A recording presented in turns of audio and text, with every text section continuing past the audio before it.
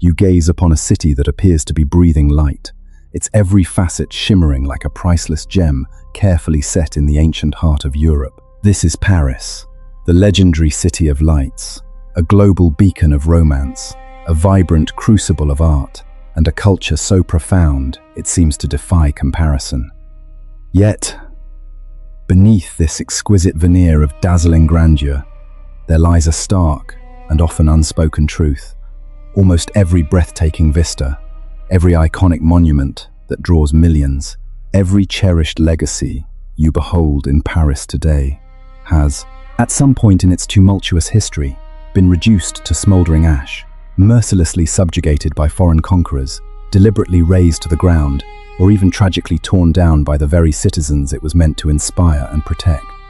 The true marvel, then, is not merely how Paris managed to ascend to such magnificent and awe-inspiring heights, but rather how it has, with a resilience bordering on the miraculous, repeatedly risen from utter desolation, breathing vibrant life anew when, by all rights and historical precedents, it should have long ago vanished forever into the relentless, unforgiving currents of time. There were epochs of profound, soul-crushing darkness, when the Grim Reaper, cloaked in the terrifying guise of horrifying plagues, swept through its streets, claiming half the city's population as its due. There were days when anonymous corpses piled high in the narrow, suffocating streets, literally choking the very breath of life from the living. There were nights when Parisians, driven to the brink of madness, turned on one another, locked in brutal conflicts fueled by fanatical religious beliefs, by the gnawing agony of extreme, dehumanizing poverty, or by a despair so profound it transformed into a weapon. And then, amidst these moments, seemingly devoid of any flicker of hope, a mere 17-year-old girl, utterly bereft of power or formal education, yet armed with an indomitable spirit and a will of fire, stepped forward to reshape the destiny of an entire, beleaguered nation. Thus, the real, piercing question we must pose to ourselves is not, how did Paris become such an icon of beauty and aspiration? Nor is it, how did Paris reach such glorious and unparalleled pinnacles of human achievement? But rather, we must ask, what intrinsic, almost mystical force has allowed a place to collapse, to be shattered into 1,000 pieces, time and again, only to rise resiliently from the ashes, emerging not just whole, but undeniably stronger with each agonizing fall. Paris did not begin its journey as an icon, a shimmering dream. It originated as nothing more than a humble, unassuming patch of land, where a small band of people simply strove to cling to bare existence and survive another grueling day. Yet, it was this unassuming genesis, this most modest of beginnings, that, astonishingly, fostered one of the most profoundly influential cities the world has ever known. A city that would go on to fundamentally shape the entire modern world, from its architecture to its philosophies. Around 259 BC, upon a modest, fertile island cradled by the gentle, life-giving flow of the Seine River, the Gallic tribe known as the Parisii erected their rudimentary huts. They harbored no grand ambitions of forging a mighty empire. Indeed, such imperial dreams were far beyond their simple world. Nor did they concern themselves with crafting elaborate philosophies or monumental structures. Their lives revolved around the primal yet peaceful rhythms of fishing, the practical art of bartering goods, and the diligent maintenance of a small yet strategically significant trading post. It was a humble, primitive community, certainly, but these initial tentative footsteps laid the foundational groundwork for something no one, least of all the Parisii themselves, could have ever possibly foreseen. And even from that nascent dawn, a pivotal question emerged. What compelled such a simple place of survival, a small island amidst a winding river, to evolve into a potent center of power for an entire continent? Then, abruptly and violently, everything changed, propelled by an overwhelming external force. In 52 BC, Julius Caesar, the formidable and relentless Roman general, marched his legions forth, their armored ranks a terrifying spectacle of power. There was no negotiation, no diplomatic overture, no warning was given. The small, nascent settlement, in a desperate and valiant act of resistance by its indigenous inhabitants, was utterly incinerated. Yet, with a twist of historical irony, it was the Roman invaders themselves who, recognizing its strategic potential, rebuilt it. They rebuilt it grander, more organized, and meticulously imbued with the distinct, imposing imprint of Roman architecture.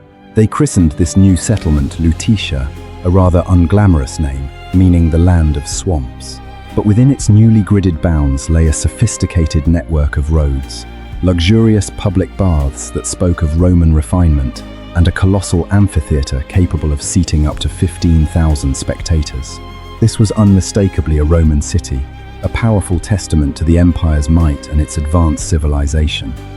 However, all empires, no matter how magnificent or seemingly invincible, eventually encounter their inevitable breaking points, their fated fractures. By the 3rd century AD, menacing Germanic tribes from the north began their relentless, brutal assaults, gravely threatening Lutetia's fragile stability. The populace, gripped by fear, was forced to retreat to the central island, frantically erecting formidable defensive walls, huddling together against the encroaching peril. The heroic Roman dream, once so vibrant, gradually dissolved into the mists of history, yielding to an era of profound chaos and gnawing uncertainty. And just as everything seemed poised for complete, irreversible collapse, for an utter fade into oblivion, an unexpected and singular figure emerged, altering the city's destiny entirely. It was the 5th century, an epoch of widespread chaos and deepening shadows that stretched across the entirety of Europe. Attila and his Huns, their fearsome reputation for barbarity preceding them like a dark storm cloud, were advancing directly toward Lutetia. The city's inhabitants, overcome by panic, began preparing to flee, resigned to what they believed was their unavoidable fate. But amidst that vast, churning sea of desperation, a young woman named Genevieve, possessing an extraordinary and almost inexplicable courage, rose to her feet. With unwavering conviction, she implored them to stay, not to flee. Not to surrender to despair. The outcome, the Huns, in a bewildering and utterly inexplicable turn of events, mysteriously diverted their course. Paris was miraculously spared. The remarkable aspect here isn't found in some supernatural miracle or a brilliant military tactic that outwitted the barbarians, but rather in the sheer, undeniable power of inner fortitude, in the profound psychology of the human spirit. A city had survived, not through its fortifications or armed might, but through an unwavering collective belief and an unyielding will to endure. This marked the first true open loop addressed, the initial, astonishing answer to the foundational question of Parisian history. This city endures not primarily because of its military strength or the impregnability of its stone walls, but because of the fierce, unyielding will of the people who dwell within it. By 508 AD, Clovis I, the ambitious king of the Franks, made a momentous decision. He chose Paris as his burgeoning capital. The city was no longer merely a distant Roman outpost. It had blossomed into a vital political and religious hub for the new, expanding kingdom. Majestic churches began to ascend skyward, power steadily consolidated, and Paris progressively affirmed its new, central preeminence. But then, a new, terrifying menace emerged from the vast, churning, unpredictable sea: the ferocious Viking warriors. In 845, their longships, like predatory serpents, sailed ominously up the Seine, their intent not permanent occupation, but brutal plunder and the exacting of tribute. Paris was compelled to pay a crippling sum, a staggering £7,000 of silver for their retreat. It was a bitter, humiliating pill to swallow, an indelible stain on its emerging prestige. Even as it ascended to a center of power, Paris remained vulnerable, acutely susceptible to the ravages of marauders. And by 885, the city endured a grueling siege that stretched for agonizing months. With only a few hundred resilient soldiers, the people of Paris were forced to withstand thousands of relentless Viking invaders, a David and Goliath struggle that seemed impossible to win. They survived against all odds, but the cost was a lingering trauma, a crucial lesson etched deep into their collective consciousness. To truly endure, to safeguard all that they held dear. They had to build stronger, more unyielding defenses that would reflect their own unyielding spirit. The 12th and 13th centuries heralded a truly transformative era when Paris didn't merely survive. It began to assert its majestic presence to the wider world with defiant grandeur and unparalleled ambition. Notre Dame Cathedral, a monumental masterpiece of nascent Gothic architecture, commenced construction in 1163. Requiring nearly 200 years to complete, it was far more than a mere edifice of stone and glass. It was a bold, soaring declaration, Paris literally reaching skyward, embodying the profound aspirations, the fervent faith, and the boundless creativity of its people. Concurrently, the esteemed University of Paris was established, swiftly becoming Europe's foremost center of intellectual inquiry and rigorous academic debate. Scholars and eager students from kingdoms and distant lands flocked to its hallowed halls, giving rise to the vibrant, boisterous Latin Quarter, a true crucible where fresh, revolutionary ideas were conceived, fiercely debated, meticulously refined, and then disseminated across the continent. This was where much of Europe learned how times to think critically, how times to question established dogma, and how times to advance knowledge itself. What is truly remarkable is this: Paris was not merely constructed from stone and mortar. It was forged also from the incandescent fire of intellect, from the ceaseless currents of thought, and from the boundless spirit of innovation. But the grander and more resplendent Paris became, the more irresistible and enticing a target it presented to external and internal forces. The 14th century unfurled as an unbroken chain of devastating calamities. Famine raged indiscriminately, claiming thousands of innocent lives with its cruel grip. The 100 Years' War dragged on relentlessly, devastating the land with its endless battles. And then, in 1348, the Black Death, history's most terrifying and indiscriminate plague, descended upon the city like a suffocating shroud. Half of Paris' vibrant population vanished within a mere few months. Corpses were piled high in the streets, the omnipresent stench of death permeating every corner, transforming the once vibrant metropolis into a colossal, silent, and horrifying graveyard. Pause for a moment. Try to envision yourself living in Paris during that harrowing, unimaginable time. There was no internet to seek information, no medicine to offer solace or a cure. There were no answers whatsoever to the pervasive, soul-crushing suffering and the omnipresent, unyielding grip of death. Only death itself, an eerie, suffocating silence that pressed down on every soul, and the mournful, incessant tolling of church bells echoing endlessly through the desolate, plague-ridden air. This was no longer the radiant city of lights. This was the abyss of despair, a living hell on earth. Yet, the core question remained stubbornly unanswered, haunting the survivors. Why did Paris persist? What intrinsic force held it together when every conceivable horror conspired against its very existence, when its spirit should have been utterly broken? In 1420, in yet another bitter blow, the city fell into English hands, an occupation that lasted for 16 humiliating and oppressive years. And then, once again, a 17-year-old girl emerged from profound obscurity. This was Joan of Arc, Jeanne d'Arc, illiterate, without power, without status, without an army. Yet, with an unshakable faith in her divine mission and an extraordinary, almost superhuman will, she utterly transformed the tide of the war, inspiring a nation to fight back. Though she did not directly liberate Paris herself, she catalyzed a decisive turning point, igniting the fervent flames of resistance and national pride. And even when she was tragically betrayed and burned at the stake at the tender age of 19, Paris remained, standing resiliently, its spirit unbroken. Once more, this city had survived, not through sophisticated systems of political power or the might of formidable armies, but through the unwavering human spirit, the stubborn, defiant will of its people to simply exist and thrive. The 16th century, the glorious era of the Renaissance, brought a fresh gale of unparalleled creativity, igniting new heights in art and architecture, and attracting geniuses like the incomparable Leonardo da Vinci to its burgeoning court. But concurrently, deep religious divisions tore France asunder, culminating in horrific violence. In 1572, the blood-soaked Street Bartholomew's Day massacre unfolded with terrifying brutality. Thousands of Protestants were brutally slaughtered in the very streets of Paris, their bodies then thrown into the Seine, where they floated grotesquely downstream, transforming the river into a silent, horrified witness to unspeakable atrocities. The crucial observation here is this, a chilling echo through history.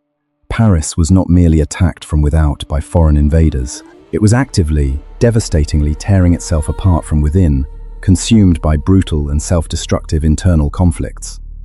And this reveals a significant pattern interrupt, a recurring and alarming cycle woven throughout its long, complex narrative. Whenever Paris reached the zenith of its glory, the apex of its power, its cultural efflorescence, it inevitably plunged into a profound crisis, a period of devastating collapse, followed by an arduous and painful rebuilding. This cycle of triumph, destruction, and rebirth defined its very essence.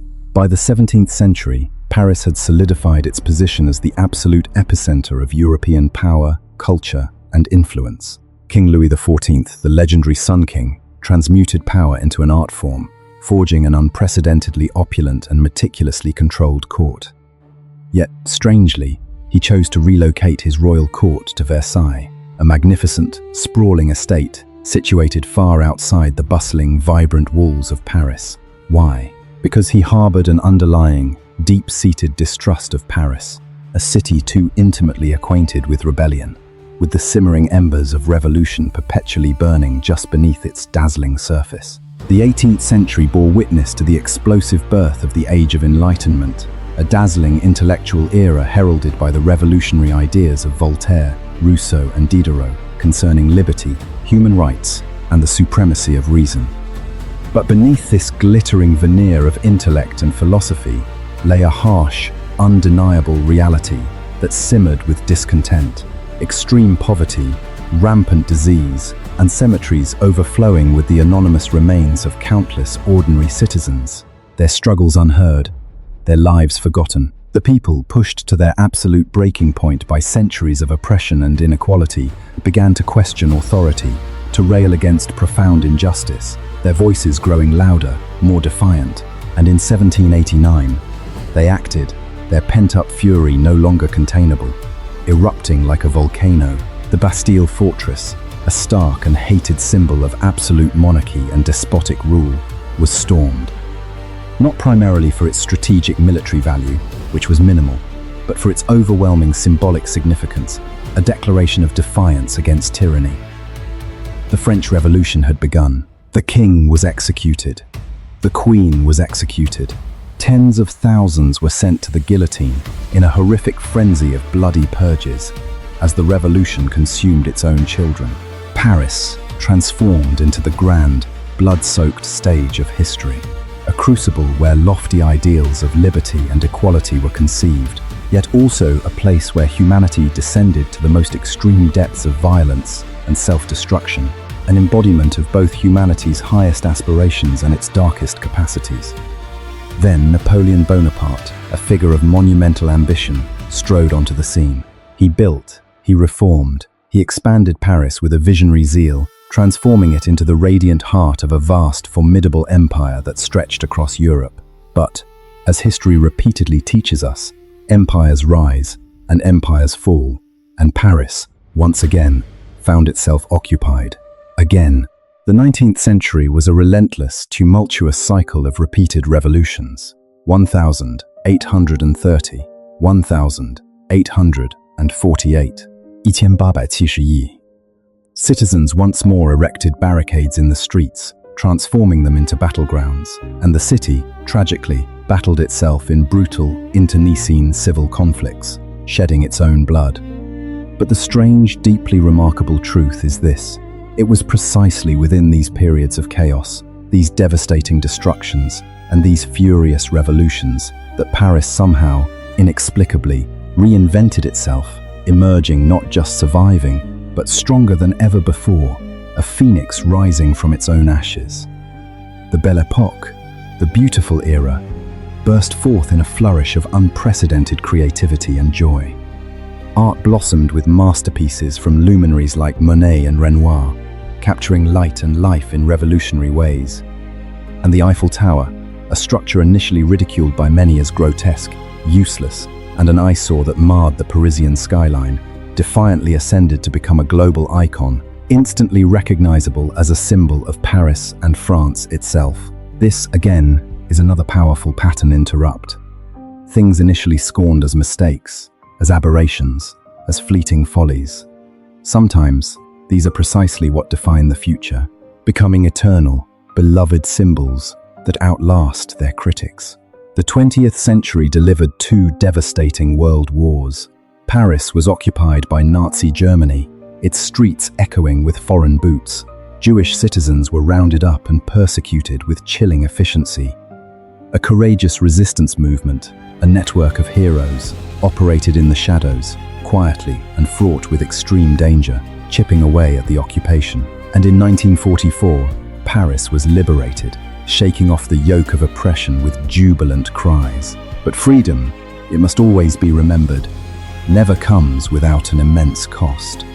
It is invariably paid for in the deepest human currency, in blood and in tears, in sacrifice and in memory. After the war, Paris once more asserted its position as a vibrant, essential hub of philosophy, fashion, and culture, leading the world with its effortless style and intellectual prowess. But then, in 1968, students and workers ignited a new wave of uprising, a powerful surge of protests questioning authority and the very fabric of society, demanding change. Once again, the city dared to challenge the status quo, proving its revolutionary spirit remained alive. And into the 21st century, Paris continues to confront fresh trials, brutal acts of terrorism that shook its very core, violent street riots expressing deep societal fissures, and most recently, the devastating fire that ravaged the iconic Notre Dame Cathedral in 2019. A profound shock, not only for France, but for the entire world. These relentless shocks serve as potent reminders of the inherent fragility of all things, even those we consider eternal. So then, what is the ultimate, profound, and overarching answer to that initial open loop we began with? Why has Paris, a city that has endured such an overwhelming litany of upheavals, a city that has stood on the precipice of utter collapse countless times throughout its long saga, steadfastly refused to disappear from the map of human civilization? The answer, as we have seen, does not reside in military might. It is not found in the opulent splendor of its architecture, however magnificent. It is certainly not rooted in political stability, which has been notoriously absent for much of its history. It lies, instead, in a repeating paradigm, a cyclical model woven throughout more than 2,000 years of its turbulent history. Paris has always been broken and has always been rebuilt, recreated, and profoundly reimagined by its own people, by the relentless, unyielding will of Parisians themselves. This, truly, is the payoff, the grand revelation. A city is not immortal because at times never falls. It is immortal, eternally enduring, because each time it shatters into ruins, each time it confronts danger and soul-crushing despair, each time it faces obliteration. It consistently, times chooses times to rise again, chooses times to be reborn, chooses times to fight fiercely for its very existence. But the deeper contemplation, the profound truth we too often overlook in our fascination with resilience and triumph, is the agonizingly high price of that resurgence, the true cost of its immortality. It is the families who lost loved ones to plagues, never receiving answers or solace beyond their grief.